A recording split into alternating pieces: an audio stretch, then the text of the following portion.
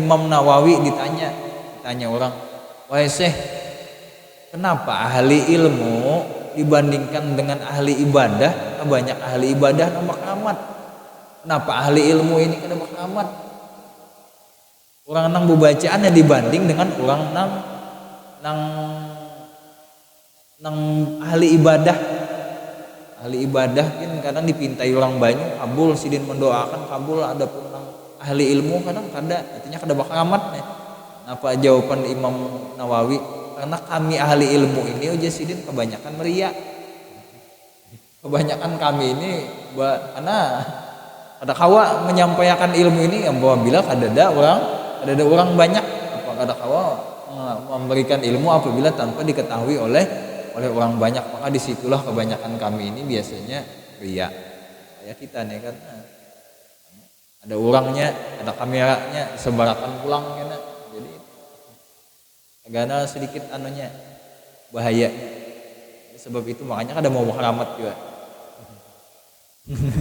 Mau keramat.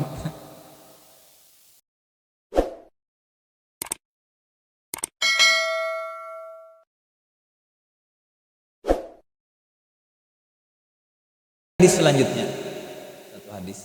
Wa qala Nabi sallallahu alaihi wasallam, afdalul dzikri la ilaha illallah. Seabdal-abdalnya zikir adalah la ilaha illallah. Nah, biasanya kita hendak berzikir apa dulu? Afdalul dzikri fa'lam annahu la ilaha illallah. Awilah olehmu bahwasanya paling afdal zikir itu adalah la ilaha illallah. Paling afdal zikir sudah la ilaha illallah. Kenapa jadi disebut paling afdal zikir la ilaha illallah? Karena bahwasanya itu adalah la ilaha illallah adalah kalimat tauhid. Kalimat yang menyatakan Tuhan itu satu. La ilaha illallah, tiada Tuhan selain Allah. La ilaha itu kalimat tauhid sudah, tidak ada Tuhan yang lainnya. Itu maknanya. Ada orang yang kada paham tahu makna terjemah aja.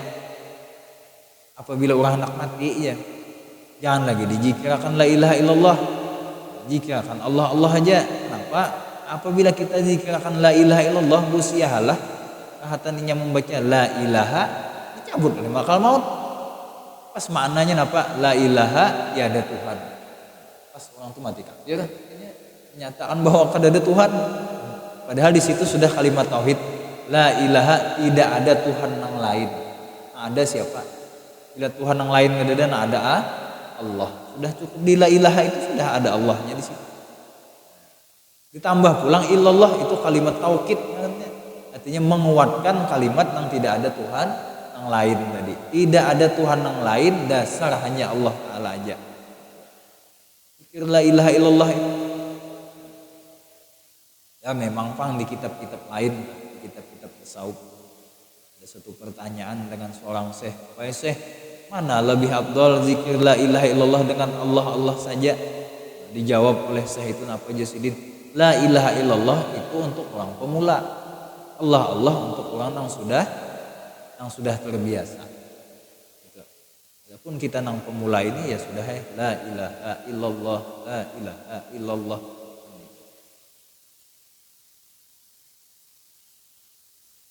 Kemudian lagi ulama-ulama tasawuf yang lain bahkan sampai membuat gerakan la di bawah, ilaha ke atas, kemudian illahnya di samping kanan, kemudian illallahnya sampai ke tengah, sampai ke kiri, yaitu kita rajin tengah.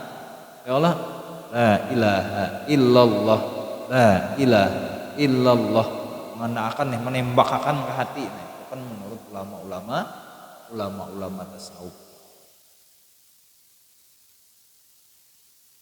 Tujuan yang ditakunin kenapa pian jadi begeleng-geleng berzikir tahu aja sih. Pokoknya aku ngumpati orang aja, orang begeleng, aku ngumpati aja begeleng. Pokoknya nyaman lah intinya. Sebab asa ada apa? Kan sesuai iramanya nih, la ilaha illallah. Kan itu. Jadi seabdal-abdal zikir di Nabi kita adalah la ilaha illallah. Karena la ilaha illallah itu adalah kalimat tauhid. Ya kena di hadis selanjutnya kena Nabi napa ya, ada lakinu mautakum la ilaha illallah. Kemudian lagi man qala la ilaha illallah fi akhir kalamihi. Artinya Nabi menyuruh kita tetap mentalkinkan orang itu dengan la ilaha illallah. Ini orang yang sudah hendak meninggal itu kan kita bisikan di telinganya yang kanan dengan la ilaha illallah. Lengkap dengan la ilaha illallah. Ada orang yang sudah zikirnya Allah Allah aja lagi boleh juga. Boleh. Tergantung kepada gurunya tuh. Kan macam-macam tarekat nih. Ada yang la ilaha illallah sekian kali. Ada na Allah Allah aja. Ada lagi nang karena kalimat Allah itu semakin kita buang kan semakin mendalam. Kalimat Allah itu asalnya kalimatnya ilahun, artinya Tuhan, ditambah alif lam ma'rifah itu di dalam ilmu tatanan bahasa Arab tuh. Ditambah alif lam ma'rifah, arti ma'rifah itu orang yang sudah dikenali. Asalnya Tuhan aja. Ngaran Tuhan ini kan banyak. Ada Tuhan Yesus, ada Tuhan apa lagi? Ada Tuhan Buddha, ada Tuhan Dewa, macam-macam masih. Lalu ditambah dengan alif lam itu tertentu terkhusus orangnya yang sudah kita kenali. Lalu disebut Allah. Makanya Allah itu artinya nama Tuhan, salah satu nama Tuhan. Makanya nama Tuhan ada 99 yang ada ditulis di Asmaul Husna. Di asalnya Allah, kita buangi alifnya jadi lillah. Kita buangi lamnya yang awal jadi lahu. Lah. Boleh juga ada berzikir dengan itu. Dibuangi lagi lamnya tinggal lagi hu.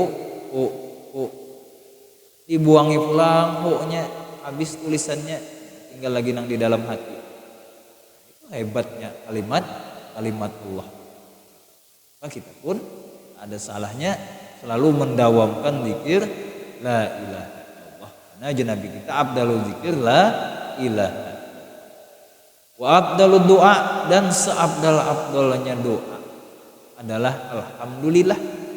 Nabi kita nih menyambatakan. Kenapa alhamdulillah disebut doa? Padahal itu pujian nih. Alhamdulillah artinya segala puji bagi Allah. Kenapa Nabi menyebut itu doa? Nah, aja Nabi, ya ulama mentafsirkan bahwasanya apabila kita menyebut alhamdulillah, ini kita bersyukur. Sedangkan di lain disebutkan apa? Lau in sakartum lazi dan nakum. Jikalau engkau bersyukur maka ya Allah Ta'ala aku tambahi. Berarti kita apabila mengucap alhamdulillah itu otomatis berdoa minta tambahi. Minta tambahin nikmat yang sudah diberi. Alhamdulillah. Bilanya beriga alhamdulillah untung sesuatu alhamdulillah memuji kepada Allah selalu alhamdulillah. Maka seabdal-abdalnya doa itu adalah alhamdulillah. Nah itu mengungkapkan rasa syukur. Jadi ada syukur ada sabar. Itu kan dua kita nih. Mesti sudah kita nih dua macam itu hari-hari kita lalui syukur lawan sabar. Apabila dapat nikmat syukur, apabilanya dapat musibah sabar. Dua itu aja ya, lo kawin tadi sabariyah lawan abdu syukur. Pas banan ini dua laki bini, yang laki abdu syukur nang bini sabariyah. Kawin berdua nih tah. Alinya berdua ada sembahyang. Banyak ngaramnya aja yang bagus. Alhamdulillah. Bila kita rancak menyebut alhamdulillah maka itu berpotensi Allah bakalan menambah dengan nikmat nang sidin bari itu tadi. Mana nang hebatnya makam syukur lawan makam sabar nih. Makam orang syukur lawan sabar. Hebat orang nama makam di makam syukur. Ada orang yang sudah melampaui makam sabar. Kalau kita kan dapat musibah sabar aja lah, aku sabar, aku sabar. Ada orang yang dapat musibah pun alhamdulillah juga, syukur juga. Nah, kan ini nang lebih hebat lagi makamnya. Sampai dapat musibah pun tetap bersyukur kepada Allah. Ini sudah meningkat lagi nenek anunya makamnya di sisi Allah nih. Awam atur hatinya tuh nah. Kita ini kan apa mudah diucapkan tapi sulit dipraktikkan. Jangan pun kita berada nang di makam syukur nenek, di makam sabar lagi ngalih banget. Lagi orang lain nang karena musibah sabarlah, ikamlah aja. Pas karena giliran kita. Apa juga rasanya hamuk ya. Karena kita belum kena. Bahamnya kita sudah nang kena. Itu nang sulit. Orang nang ada di makam syukur tadi. Ada orang-orang yang hebat yang sudah apa? Yang alhamdulillah harus apa aja tertimpa musibah tetap alhamdulillah harus. Pengawal raja sudah pernah juga pengawal gesahkan mau ulang aja nih kebetulan nih. Ada alhamdulillah harus ulang itu. Apa aja yang menimpa dengan inya baik itu dapat nikmat maginnya alhamdulillah, tertimpa musibah pun alhamdulillah juga. Apa aja yang kena selalu mengucap alhamdulillah. Maka orang ini penasihat raja sesuai aja orangnya bijak pula penasihat oleh raja. Jadi raja apabila dapat nikmat alhamdulillah. Lalu raja dapat musibah alhamdulillah juga. Sarik akhirnya raja dapat musibah nih harahatan hiris apal tahiris apa? Tahiris nih jariji agat jariji sidin. Lalu napa ujar nang si penasihat raja tadi alhamdulillah raja. Sarik raja mendang alhamdulillah nah aja raja mau lulu nih. Mau itu napa penjara akan aja sudah masukan dalam penjara. Mulanya napa sekawan serantang seruntung. Kemana aja raja ke situ juga dibawainya kawan tadi kan sekali aja nih awal ini tadi tuh mau olah cacet harus dipenjara akannya. Itu sifat apa? Sifat raja itu sudah bila kada sejalan lagi lawan sudah lawannya penjara akannya. Kada diperlukan lagi aja sudah. Dibuatnya dalam penjara tariknya nih. Mulanya kemana aja raja tulak ke panten umpat, raja undangan umpat, raja berburu ke hutan umpat juga. Pas karena musibah tadi itu raja hiris tangan aturannya innalillah ini alhamdulillah penjara akannya sarik. Akhirnya apa? Akhirnya raja ini berburu tulak dengan dia kawal oleh pengawal yang lain tulak berburu ke hutan. Masuk hutan ternyata masuk ke padang Dayak. Masuk ke padang Dayak ini tadi itu ditangkap oleh Dayak. Maka Dayak memakan manusia.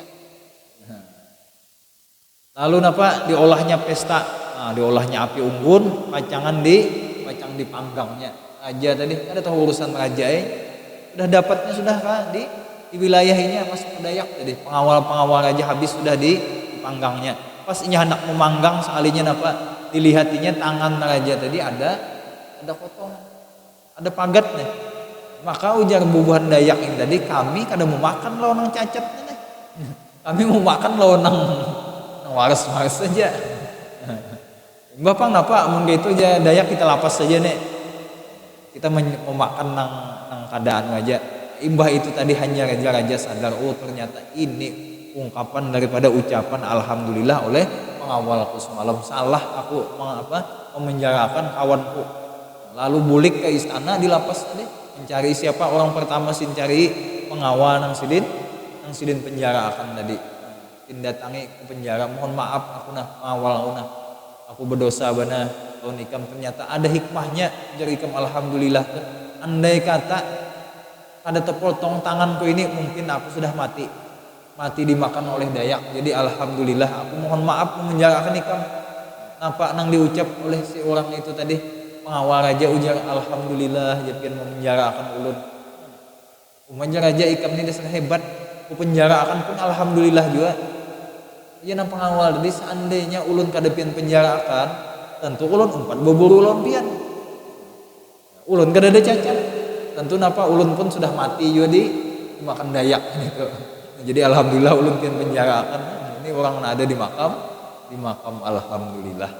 ada hikmah di setiap kejadian.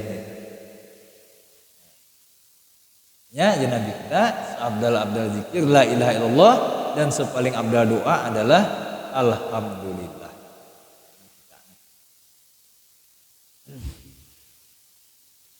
Nah, jadi kesimpulan daripada malam ini adalah Nabi menyuruh kita untuk memperbanyak daripada zikir itu tadi, la ilaha illallah, ya minimal 100 kali. Sedigandeng dengan Muhammad Rasulullah. La ilaha illallah tadi salah satu amalan sugih juga. Apabila kita masuk ke tempat kita, kemudian kita baca zikir itu di dalam rumah kita atau di dalam toko kita, dalam kebun kita baca itu tadi la ilaha illallah Muhammad Rasulullah, maka itu termasuk daripada menghilangkan kepakiran juga. Walaupun kada sugih tapi minimal kada fakir, kada miskin. Kemudian lagi apabila kita rajin juga mengamalkan la ilaha illallah Muhammad Rasulullah sampai 100 kali sehari, maka nantinya hari kiamat dibangkitkan oleh Allah dalam keadaan muka dalam keadaan bersinar. Dan lagi juga sepaling abdal zikir adalah la ilaha illallah, dan yang paling seabdalnya doa adalah alhamdulillah. Kemudian insyaallah kita sambung lagi, si banyak lagi zikir la ilaha illallah. Adapun untuk mengetahui rahasianya yang lebih dalam, yang cari aja dengan guru-guru yang lain. Cuman kita ini sekadar membacakan daripada hadis yang boleh diungkapkan, yang pernah diucapkan oleh Nabi kita Shallallahu Alaihi Wasallam. Insyaallah di minggu yang akan datang kita sambung lagi. Karena kita selang-selangnya juga dengan membaca fikih lagi. Allah di pertemuan yang akan datang. Sebelum kita tutup kajian kita, mungkin ada yang ditanyakan.